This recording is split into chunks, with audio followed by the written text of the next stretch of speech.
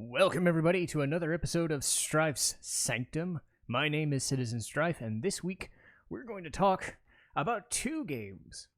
Not just one, because despite being two different games, they share so much in common, it felt only right to do both at the same time. And as you can see, it's Castlevania Aria and Dawn of Sorrow.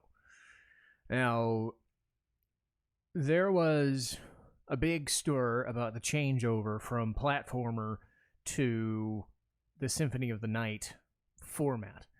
I came along during the Symphony of the Night days, during the PlayStation 1 days, so while most of the other games on the N64 or the PS2 decided to go for more action-based gaming, I know specifically Lament of Innocence went for more Devil May Cry style action comboing. The handheld versions of Castlevania kind of stayed with the Symphony of the Night edge. They would re-release, platformer versions, but for the longest time they did not do platformers ever again. They would re-release one in different forms, and maybe Dracula X in forms of Dracula X Chronicles and whatnot, but by and large Castlevania changed into, for at least a good decade until Konami went Konami, they went into the action platformer RPG kind of thing. And they had a couple of games like Circle of the Moon and Harmony of Dissonance, but the one that everybody speaks to as being on par with Symphony of the Night, I don't say I would agree, but again, this is just maybe nostalgia bias for me, is Aria of Sorrow. And to be honest, I didn't actually play Aria first. I played Aria, finally, thanks to the PS4 collection. My introduction to the Soma Cruz duology was Dawn of Sorrow on the DS, because I kind of skipped over the Gameboy Advance and got the DS when I got the DS, because I was more of a PlayStation guy. I didn't really think of getting the Gameboy Advance at the time. Far be it for me, I was kind of dumb, but what can you do? But now that I've had both and experienced both, I can say Aria is slightly better, but mostly just because it holds to the template. It begins the template, which you would start seeing in the other two DS games, and even to an extent Bloodstained Ritual of the Night would follow that kind of Souls mechanic. So Aria of Sorrow begins our story of Soma Cruz. And this is at the time where, along with Alucard, you started seeing people away from Belmont. You'd seen that sometimes with Bloodlines and whatnot. But this is when non-Belmont started to take hold. You'd still get them on sometime, like Lament of Innocence had Leon Belmont. But by and large, they were starting to go away from the Belmont clan. You would still see them in these games for sure, but the main characters would not be the Belmonts anymore. But it still didn't really ruin the games at all. It didn't change the games to do something different, because you had what Alucard succeeded in doing, which was, I'm a swords guy, I can turn into a bat, I can turn into a wolf, I can do tons of things. Soma's main mechanic was the ability to draw souls and use their powers, much like a mime or a mimic from, say, Final Fantasy would do. So the Souls mechanic, by and large, alongside the weaponry, gave you so much versatility. It is just absurd the amount of things you can do. Fireballs, laser beams, defensive weapons, regenerating health with a vacuum cleaner. Yes, that is a thing. Just, and passive buffs if you want, just straight passives, but seriously, a skeleton-shaped vacuum cleaner. Look it up. It's amazing. But Soma's able to take pretty much any enemy in the game. I don't think all of them, but nearly any enemy, including bosses, and use a power, give or take something that they would do as an attack. If not, it would be a buff that sort of resembles. Not all of them do, because when you're talking about 100 different ideas or 100 different souls, maybe even 200, some of them start to get a little ridiculous and silly. But then again, you just turn on Legion and he has 3 lasers that shoot enemies with Doom, and it's like, well, what the fuck do you care? He's got laser beams. What do you have? Nothing. So Soma is able to use whatever weapons he wants, including guns, and then add on the Souls mechanics, and then the typical, I don't know what you would call them, passive progression skills. Passive progression abilities like flight, armor, which would slow his descent. You would have the double jump. You would turn into a bat to get to the end of the game. A lot of that ties into the progression mechanic. And I think Aria of Sorrow does a better job of giving you more to do to actually reach that ending than Dawn of Sorrow does. Dawn kind of forces you to, equip the one thing you got, right before the final boss. If you don't do it, you get the bad ending. It's kind of... Aria of Sorrow gives you a little bit more to work with and a little bit of a guessing game, and gives you, 2 to 3 hours more content, give or take, than Dawn of Sorrow, which is just, we'll give you a final dungeon. That's great. But along with Soma is Mina Hakuba of the it's Hakuba or Hakubi. I believe it's the Hakubi, but I'm not sure. I think it's Hakubi. Unfortunately, as interesting as an idea as, hey, I have a love interest in a Castlevania game. Isn't that great? Mina doesn't do anything, which is unfortunate. Because maybe this was just Iga's thing. Maybe it was just not something... Well, it's funny, now that I think about it, it's funny that Mina doesn't get to do anything other than be Soma's love interest, when you consider that in the same game there is a female character that can, at least in Dawn's case, act as a party member. And then later on in other games, specifically Bloodstained, you would use a female protagonist. So it's kind of odd that, say, Maria in Symphony of the Night and Mina in this, not so much Charlotte from, Portrait of Ruin, because she was a secondary main character, but it did always feel like female characters got the shaft for a while in these Castlevania games. And again, that could speak to Japan, not having gender specific things. I mean, Final Fantasy did the same thing for the longest time. They didn't focus on female main characters for a while, and there would be spotty at best, or they would use viewpoint characters like Tidus and Vaughn. Fuck you, Vaughn, you suck. But whether the story called for them to be main characters or not, the female characters kind of got waylaid sometimes. But anyway, long story short, Mina doesn't really get to do much. She kind of acts as a free heal and somebody to give you advice if you're stuck in a place. If you don't know where to progress, or if you don't know what skill you need, she'll provide intel from someone named as Genya Arikado. And if that name sounds familiar to you, it's because it's Alucard. I'm just gonna say it because the game is not subtle about it. One of the characters even kind of just lets it slip, so I'm not even going to try and bother. Everybody probably knows that. But in this Genya Arikado form, he's this secret agent that's tasked with, knowing that Soma is going into the solar eclipse and fighting off Dracula's resurrection. And as Alucard in Dawn of Sorrow can fight much like he does in Symphony. And again, the other characters get their own mode. Soma is the main character in his own. If you want to use, say, Arikado or Alucard, if you want to use Yoko or Julius Belmont, they get their own mode in Dawn. They don't get to do that in Aria, which is unfortunate. But Alucard does many of the staples that he did in Symphony. Not all of them, but most of the, Dracula staples, the triple fireballs, the turning into a bat, most of those things. He still gets to use swords and whatnot, but I don't think it's... Oh yeah, he also gets the teleporty sword thing, where he goes behind an opponent and hits him a couple times. So he gets a very dumbed down amount of things, but that makes sense. He's not the main character, and these secondary modes are meant to be kind of harder versions of the campaign.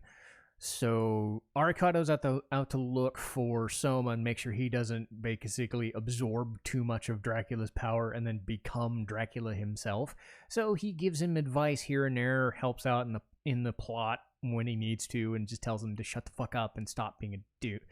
Because Soma is a bit of a dumb fuck. He's too easily led astray. Not so much in the second game. He's more played as the fool in the romantic sense. In the first game, he's played for a fool in the plot sense. He doesn't have a sense for who is to be trusted. And he's kind of a dope. So you need somebody like Alucard, who is basically tailing him, to tell him what he needs to do and not do. So while he's going along, he keeps going on, and then he finds Yoko Belnades, who is a descendant of Sypha. And Yoko pretty much acts basically like Sypha would. But again, therein lies the problem with Soma, is he's a bit of a chauvinist. And Hammer, who is just some guy who comes in alongside Yoko, well, not alongside Yoko, but then sees her. Like, Soma and Hammer kind of, like, all of the main characters, the main male characters, outside of Genya, I think, outside of Alucard, tend to treat Yoko like she's a piece of dirt. Like, she's not fit to fight, even though she can throw ice, lightning, and fire with the best of them, because she's Belnades. Of course she fucking can. So it's the polar opposite of the Castlevania anime, where Sypha basically browbeats Trevor because he's a drunk and she's the main go-getter of the party. Yoko's treated like second fiddle, and she gets pissed when you call him out on it. And especially, like I said, Soma's a bit of a dork. He's a college kid. He's a bit of a jock in a way. So for him to treat Yoko, who's pretty good at her job, like that, it's kind of sad. So Mina and Yoko honestly don't get a lot to do. And that's endemic of the plot, I think. Castlevania is not known for having plot. You get just enough to do the stabby thing with the stabs and the bats and the Draculas and the fires and the resurrections and the whips and that shit.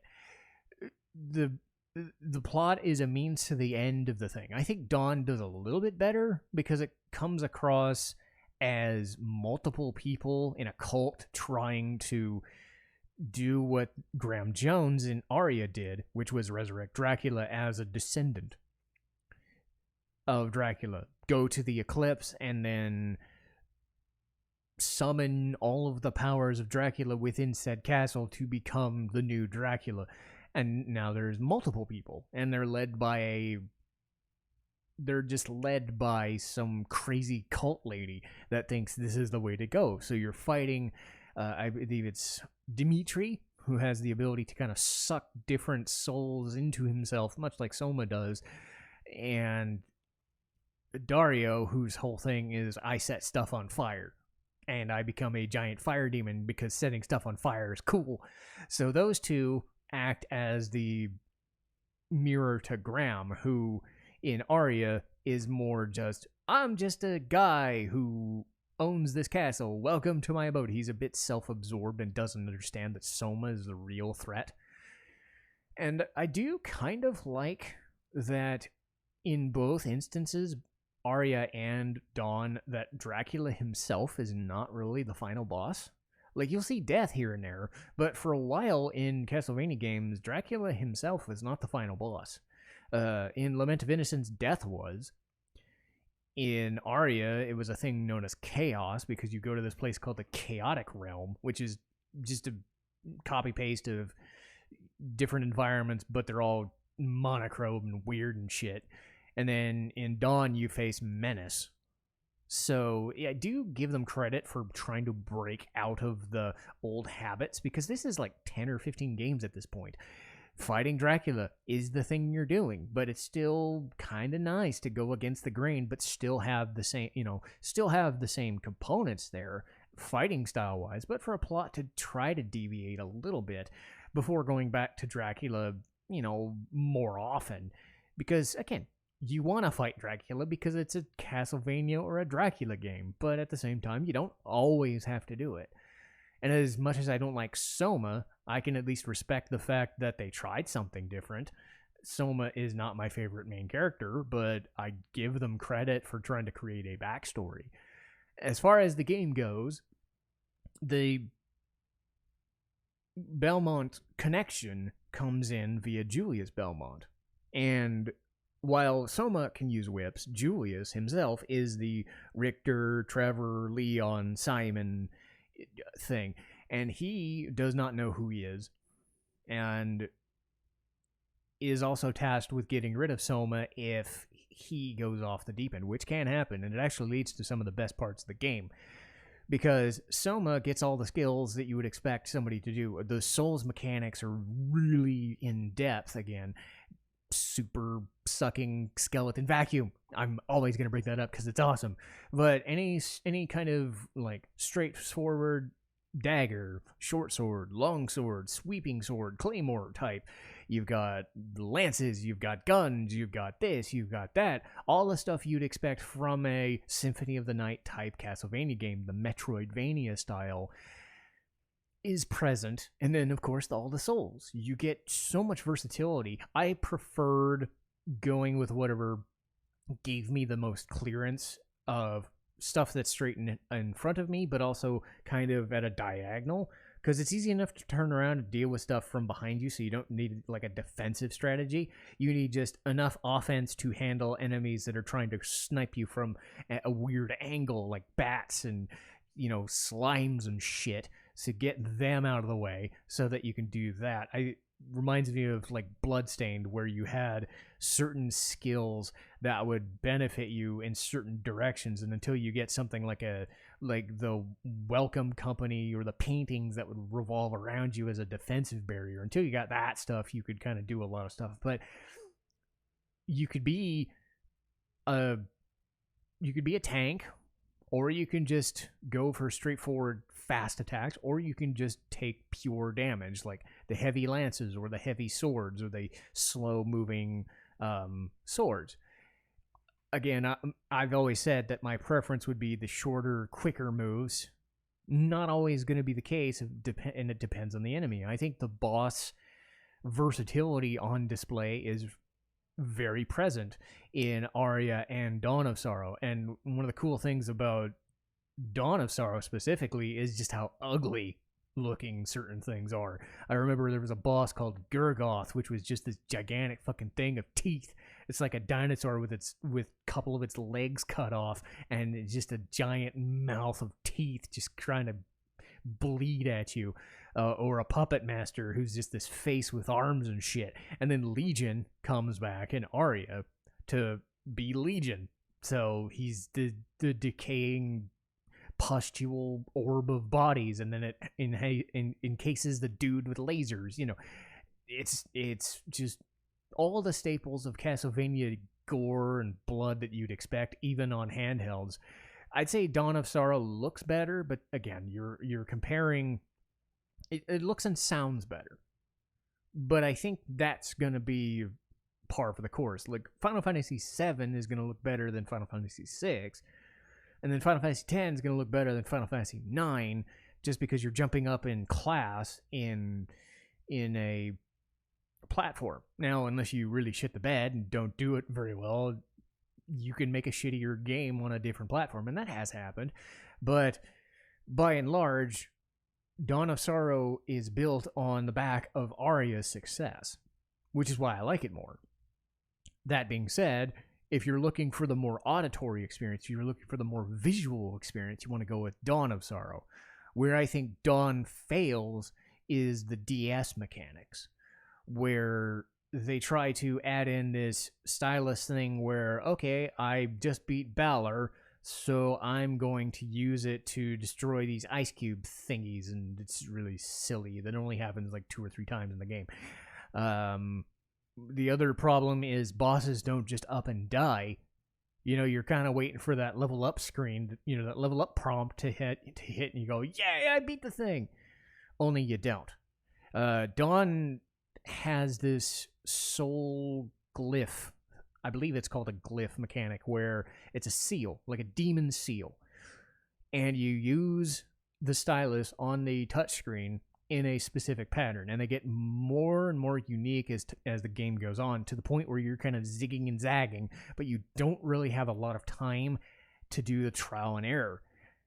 And when you're basically giving the final boss, or the bosses, any bosses for that matter, a second wind, and you're, say, at super low health and you fuck up just because of the DS mechanic, it does get a little frustrating. Aria doesn't have that problem. It doesn't have any gimmicks, really. It has a gimmick based on what its progression is. And I've said its progression is the more Symphony of the Night. Go here to find a thing, and then go down to the depths to find another thing, and then keep going till you learn like a slide, then you learn a double jump, then you learn a bat, or you know, whatever, you know, get multiple things. Dawn kind of goes same beats, same areas, same enemies. They look better. They sound better. Some of the songs in Dawn of Sorrow are really good, and they sound almost as good as stuff from Symphony of the Night, but you don't have the gameplay strength because you have these DS mechanics bogging it down. And I think that's where you know, popular belief and popular opinion kind of lies. The soundtracks both sound good. Again, I would think Dawn of Sorrow is better, but I think Aria has a better, like, best song.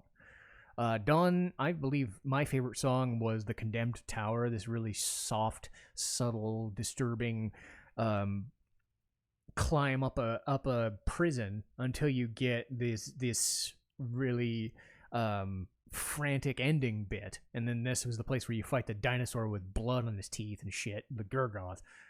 But Aria has you fighting Julius Belmont near the end, and they get the Heart of Fire, and it's a really, really cool kind of Michiru Yamane version of those old school Castlevania themes, the bloody tears, the vampire killers. It sounds very reminiscent of those types of things, and she has her own style, very staccato based, a lot of changes, a lot of nuance, and sometimes she gets into the hard rock mode, but she tends to stay away from that and goes to the more classical music interpretation than a straightforward rock and roll or metal style. But for her to mimic something like a vampire killer or a bloody tears, especially when you're fighting against probably the toughest boss in the game, it is well regarded for a reason. But don't sleep on Dawn of Sorrow's soundtrack either. I think it has the better version of the Dracula top floor mechanic known as the Pinnacle. And, you know, you're splitting hairs. It's done the same by the same person, just on different hardware. And that's, at the end of the day, what Castlevania, Aria, and Dawn of Sorrow are. The same characters going through similar story beats in different ways. Aria gets the benefit that it doesn't get bogged down by DS mechanics. Dawn of Sorrow benefits by being on better hardware and having a lot more visual spectacle, a lot more panache to its visuals and backgrounds and monsters and music. But you're not going to go wrong either way. I think eventually they're going to find a way to get rid of the DS stuff altogether, or, you know, make it work in such a way that we can get it on a PS4 or PS5 platform, much like we did the Advance collection. I do like the fact that Konami is finally hunkering down and giving us access to these games again, at the very least, because it's been a while since Castlevania's had any presence, and we've had to go into Bloodstained to get that itch, or we've had to have other indie games do it, like Time Spinner, or, you know, other Metroidvania. So it's nice that these old school Castlevania games still get reference and still get reverence, as they should. But that'll do it for me today. Next week will be Spy X Family Cour 1. Those are the first 12 episodes. And when I got to the end of this season, I have to admit to you, I would have never believed it, but it knocked off Bebop as my favorite anime, all because of the last thing I saw. The last part of the season was just so good and so out of left field. I was just like, you know what? I've been invested this whole time, and you finally fucking got me. Something had me hooked from day one to the point where it's beaten Bebop. And there have been, good shows like Konosuba and Madoka Magica, but it's like nothing's ever topped Bebop, and yet I think Spy X Family did it. So I'm excited to talk about it once I get back from vacation. Next game I will do is Tales of Arise. It's the most recent Tales game, and I'm going to be doing that I'm going to do a playthrough of that once Phoenix Wright is done.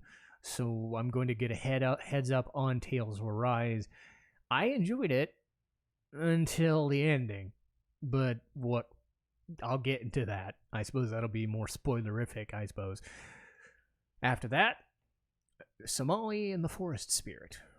Sort of like nuanced father-daughter-esque story about these forest creatures, nymphs, and dwarves, and all manner of weird things. But it has a subtle softness to it, a sort of exploratory vision to it, almost like Mushishi does.